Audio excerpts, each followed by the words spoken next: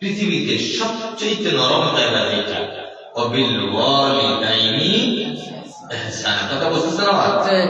অবিল ওয়ালিদাইনি ইহসানা, তুমি মা এবং বাবার ইহসান করো।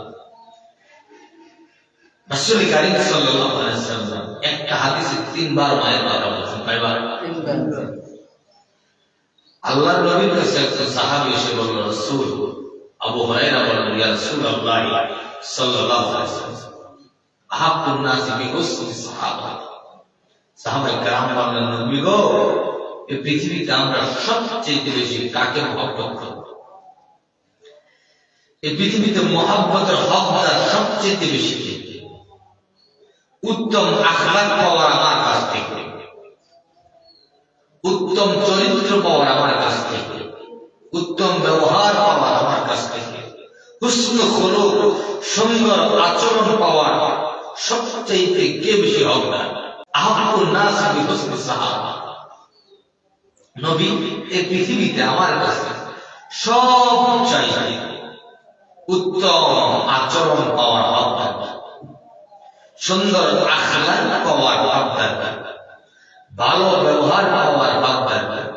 রাসূল বললেন, ক্বালা সুম্মা মান? ক্বালা তোমার। প্রথম বললেন কি? ক্বালা সুম্মা মান? ক্বালা তোমার মা। অন্য কার কথা বলেন? পৃথিবীর মধ্যে সবচাইতে দামি ব্যবহার করা, উত্তম ব্যবহার করা, শ্রেষ্ঠ ব্যবহার করা হকদার কার কথা বলেন? কার কথা বলছেন? মা। আবার সাহাবায়ে কেরাম জিজ্ঞেস করলেন, রাসূল বারবার এক কথা বললেন, ক্বালা সুম্মা মান? ক্বালা তোমার মা। আবার জিজ্ঞেস করলেন, এরপর কি নবী? আবার রাসূল সাল্লাল্লাহু আলাইহি ওয়াসাল্লাম বলেন, ক্বালা সুম্মা মান? ক্বালা তোমার কি? মা। লাস্টে 3 বার বললেন, ক্বালা সুম্মা মান? ক্বালা আবু, তোমার বাবা।